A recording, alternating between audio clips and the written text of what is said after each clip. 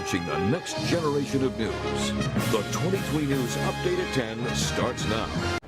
The Winnebago County Board says no, and the vote wasn't even close. In tonight's top story, why board members struck down a contract agreement with county workers and why union leaders say the fight isn't over.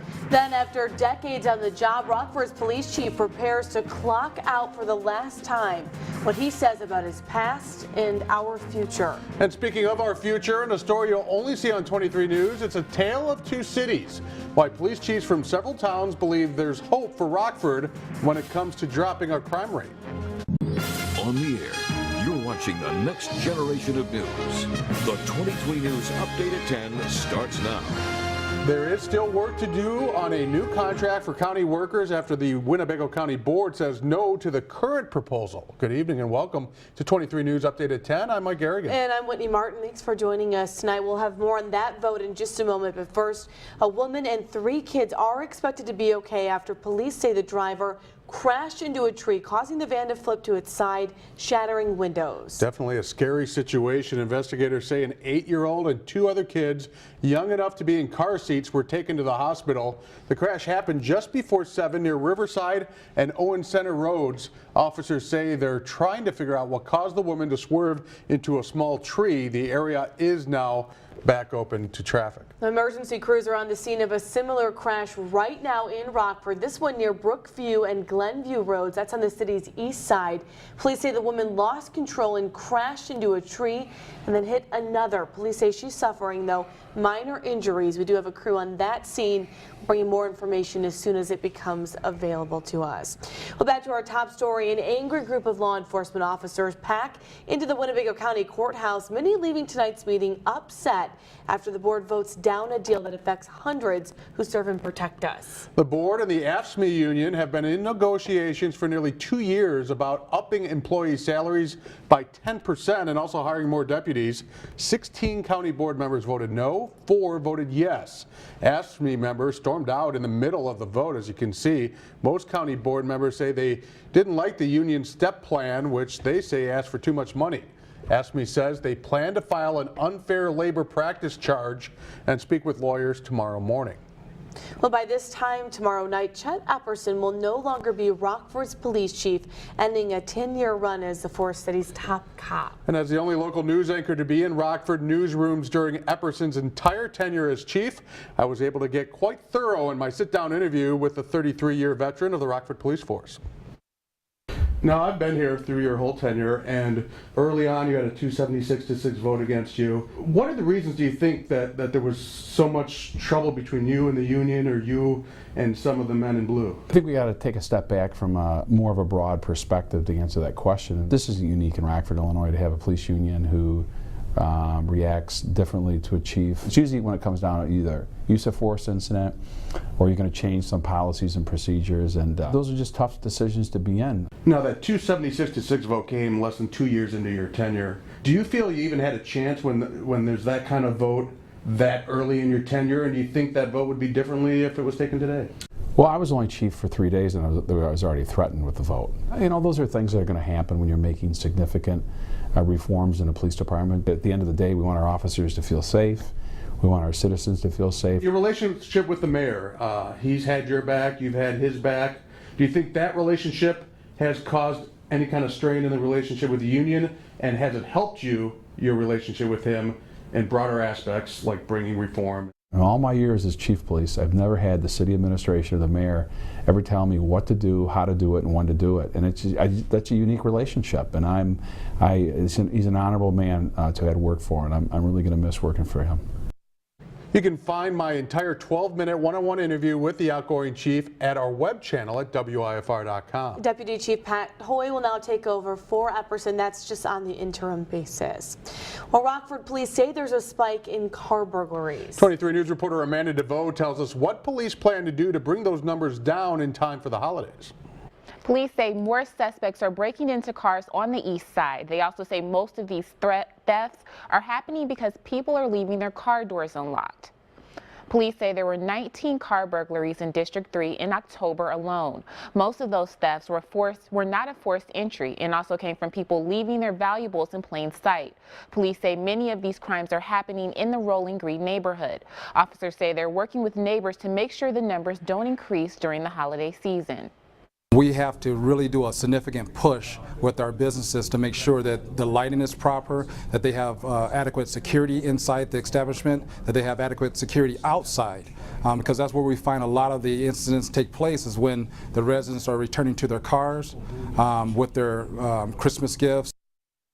Police plan on going door to door to hand out light bulbs to neighbors to make sure areas are well lit. They plan on doing this initiative later this month.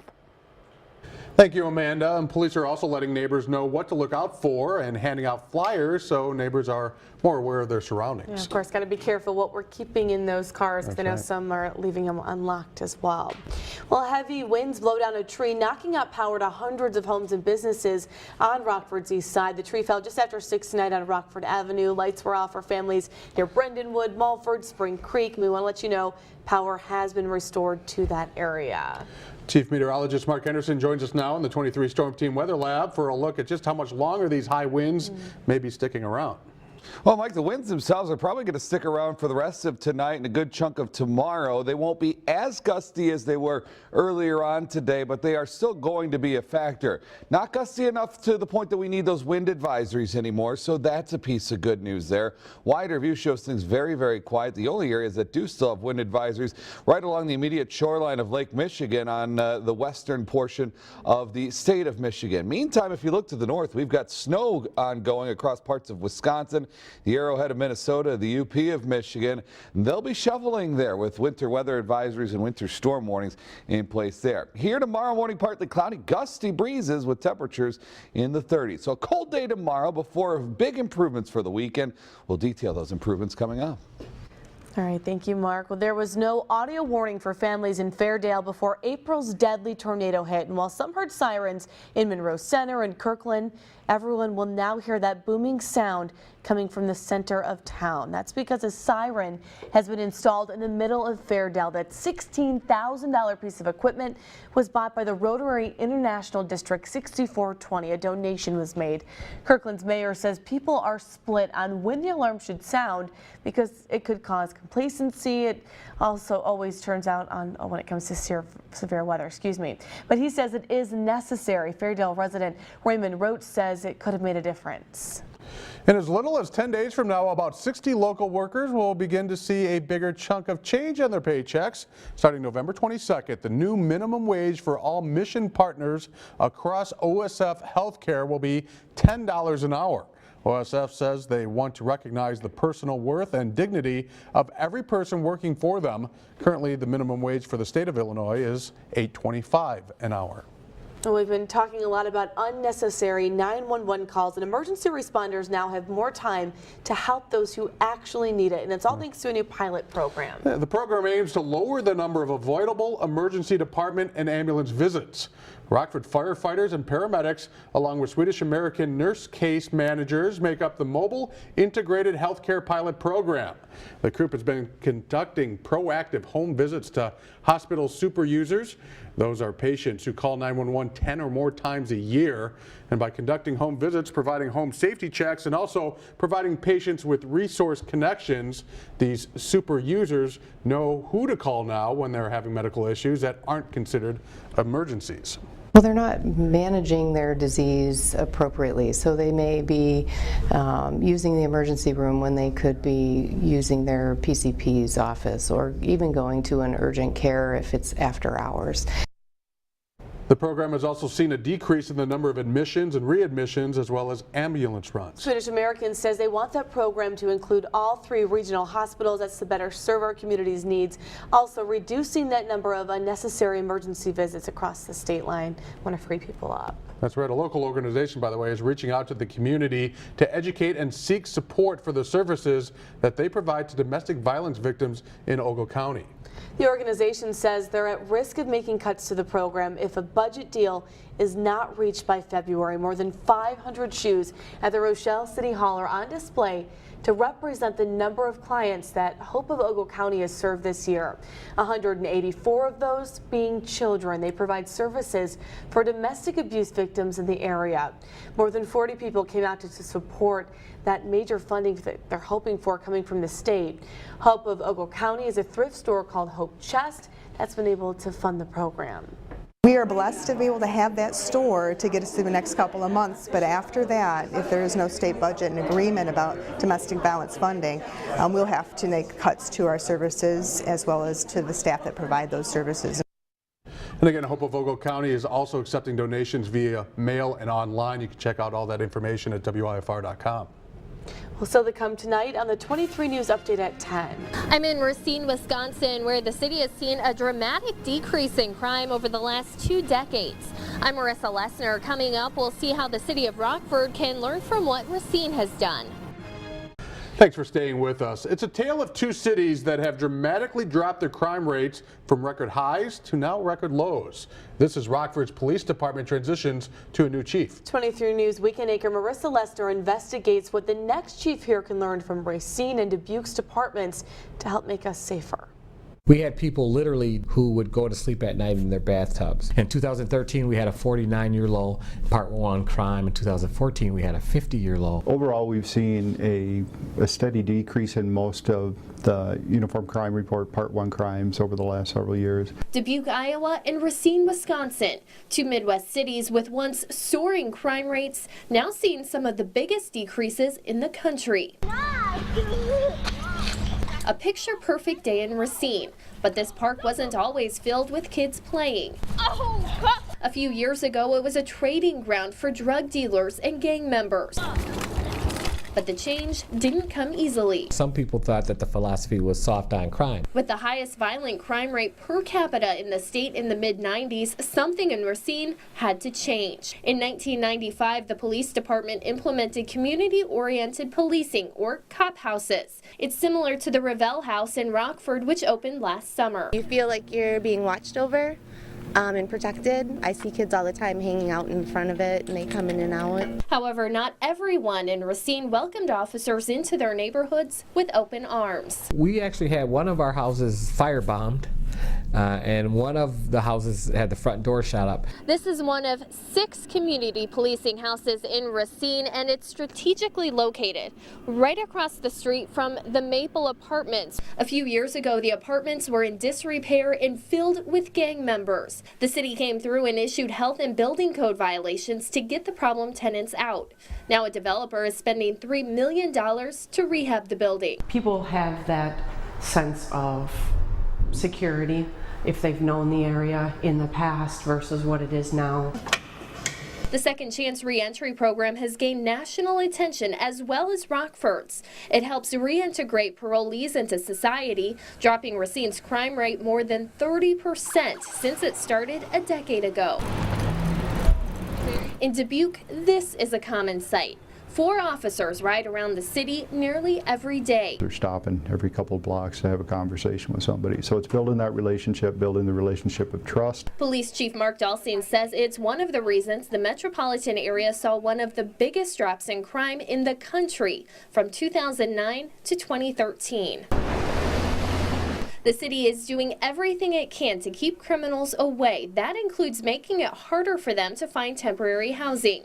Although there are no rules as to who can and cannot rent, all landlords are required to do a background check on all prospective tenants. If nothing else, it opens their eyes to who they're potentially running to. When it comes to lowering the crime rate, police say they can't do it by themselves. They say it needs to be a community effort, and that starts right here in neighborhoods. You can't arrest yourself out of crime. That's where a group called Inclusive Dubuque comes in. Similar to Transform Rockford, leaders are focused on improving the crime rate, education, and transportation. The mistake is when we say, I'm going to isolate this one little thing and we're going to fix that and it's going to change everything. And you know, it's not that simple.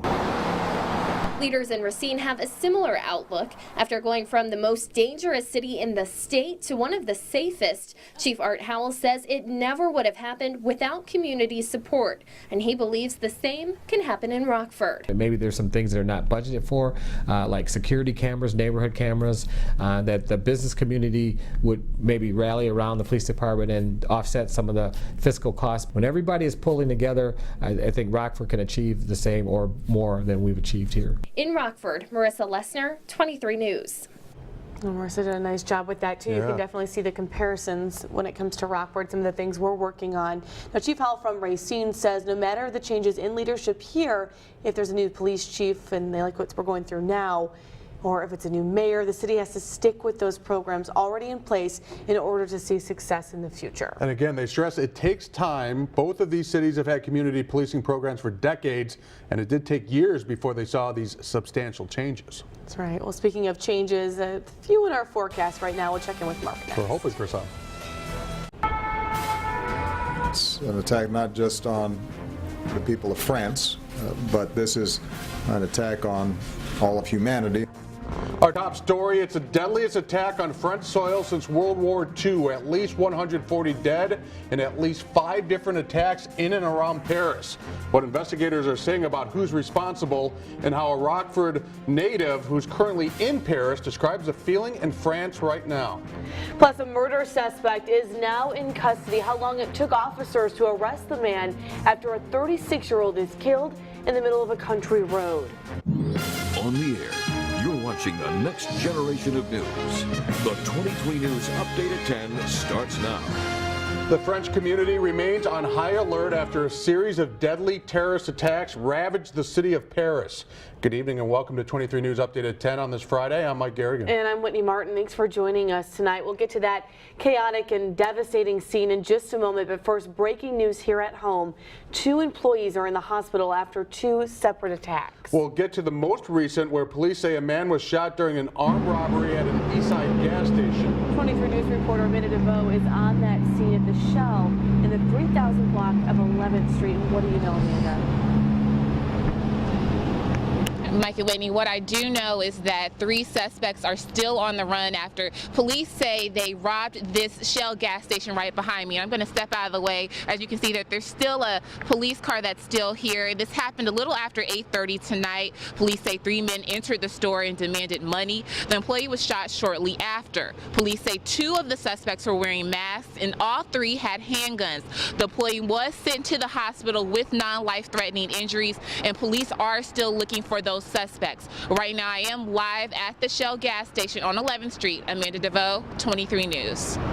All right, thanks for that update, Amanda. Yes, meantime, a convenience store employee is also taken to the hospital after police say the victim was attacked during another robbery in Rockford. They're both happening tonight. This one on 7th Street. Officers say the employee was attacked by a gunman wearing a mask. He is expected to be okay. This was at the Olivio Market, again on 7th Street. Back to our top international story tonight. It's being called the worst violence to hit France since World War II. More than 140 people are dead, and that number could rise after half a dozen coordinated attacks. We'll hear from a Rockford pilot who's in Paris in just a moment, but first, the latest on the investigation as many fear for their lives. Terrorists launched a series of bloody attacks through Paris. The worst carnage was at the Bataclan concert hall, where gunmen held hostages and more than 100 were killed. Police stormed in and 3 attackers reportedly blew themselves up. A band from Palm Desert, California was performing at the time of the attack. At least 1 member of the band escaped and said terrorists flooded in through multiple doors. The attackers threw explosives at the crowd inside. Police say it was pure carnage. Gunmen also opened fire on diners inside a French restaurant, killing at least 11 people. American tourist Maddie Young was eating nearby and was hustled to the basement. There were police outside the restaurant and stuff. After a little while, they locked the restaurant after we found out there were more people dead and hostages. 2 explosions rocked North Paris near the soccer stadium where France was playing Germany. When I looked up to the sky after I heard that loud bang, there were no fireworks, and that's when I knew it had to be something pretty serious. President Francois Hollande was quickly evacuated from the stadium.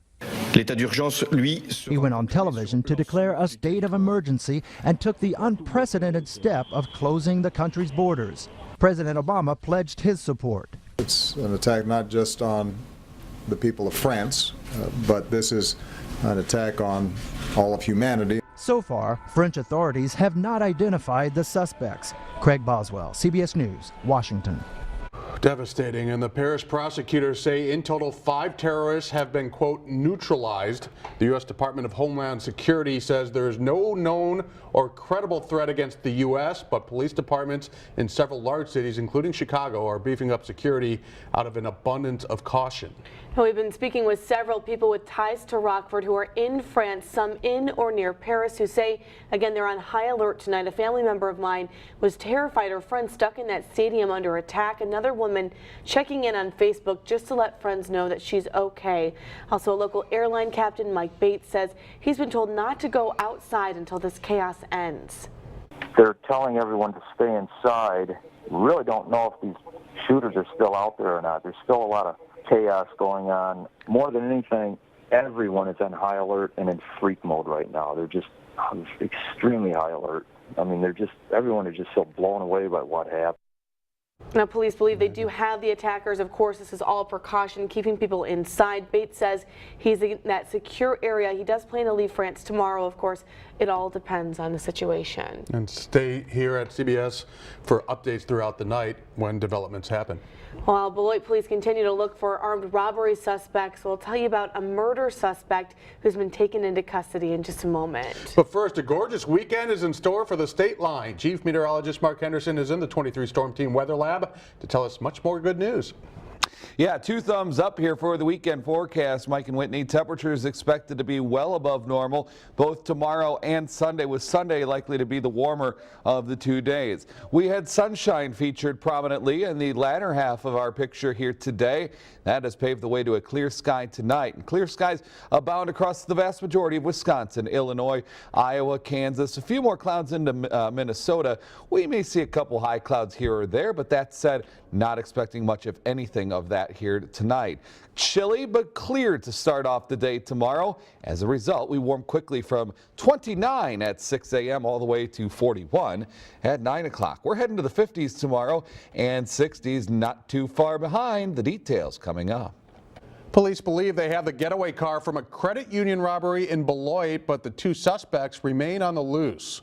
Investigators tell us the Advia Credit Union in the 1900 block of Cranston Road was robbed by a masked man carrying a note demanding money. He then left in a stolen car driven by another suspect. Beloit police are hoping this surveillance footage will help lead them to the suspect. Meantime, Beloit police believe they have the man responsible for a murder in April of 2014. 30-year-old Ronald Hicks is now in custody.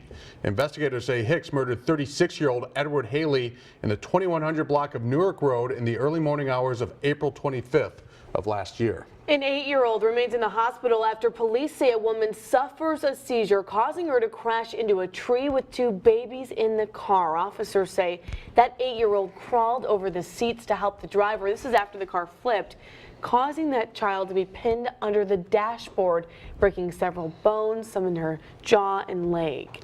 For the first time in nearly a decade, the Rockford Police Department is under new leadership. Now, former Chief Chet Epperson was honored with a key to the city. Today was his last day on the force. He was the longest current serving police chief in the state. Epperson was chief for nearly a decade and has been with the department for 33 years. At today's retirement ceremony, Epperson received several awards for his service to the city and community. Whomever they select, that he or she is ethical, moral, thinks of his or her people and the citizens of Rockford. It's a big role. It's a lot. It's like being a juggler at a circus, and not a literal circus, but you're juggling all these different roles. You have pressures on whether it be certain citizen groups, internal, external.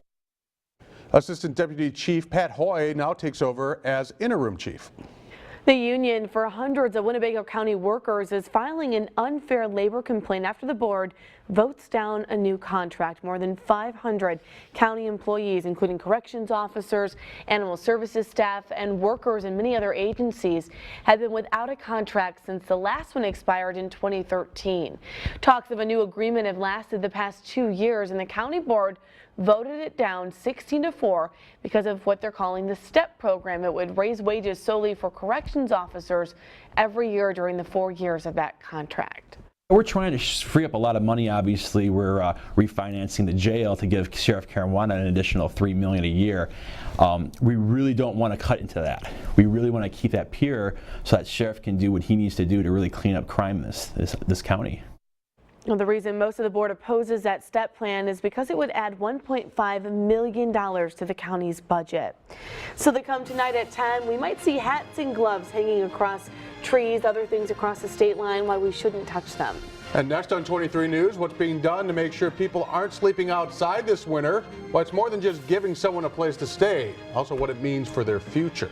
Plus, it's a pot of gold for marijuana dispensaries in the first week of sales in Illinois. How much marijuana has been sold legally since Monday, what it means for the state's bottom line. It's next. Well, the first week is any indication medical marijuana means big business for the state of Illinois. That's right. The state medical marijuana shop sold over $210,000 worth of cannabis since dispensaries opened on Monday. That's with less than a quarter of eligible patients buying so far. 460 ounces of marijuana has been bought this week. That's an average of about a half an ounce a person. Marijuana wholesalers pay a 7% tax to the state. A local organization that serves the Latino community is celebrating its work and dedication to our area. La Voz Latino's second annual recognition banquet. Several women showed off their roots and culture by dressing their country's traditional clothing. This is at Giovanni's tonight. This year's theme highlighted the Caribbean islands. Lieutenant Governor Evelyn Sanguinetti was a guest speaker at tonight's event. Single women and mothers with children will soon have more resources and also a new facility to go to. Rockford's rescue mission Pitney Place project is now under construction, making a lot of progress. And the development says that there's going to be warmer weather, of course, as we know, and that should improve some things here when it comes to this situation, keeping people out of the streets. The new facility will offer 120 beds, classrooms, childcare. It also allows women to work with case managers to help get their lives back on track. That facility is set to open Valentine's Day weekend. As temperatures begin to drop, a local group is working to make sure those who are less fortunate are able to brave the bitter cold. Organizers are knitting handmade scarves, hats, and gloves, and they plan to hang the items across the state line. It's part of a movement called Chase the Chill. The event was so successful in Rockford last year, it's now expanding to Freeport. Families will be able to pick up gear across the state line. Again, the date, December 12th.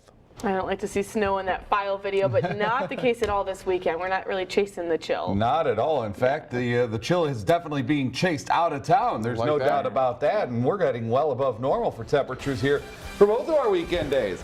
This live look at our river cam brought to us by our friends at Heil Heating and Cooling Products. Top stories for us here this evening. Weekend upon us. Simply put, folks, unbeatable weather by November standards. Early next week, warm but quite wet weather expected. The details on that, plus maybe a bona fide cold snap that we'll be welcoming in later next week. The forecast is next.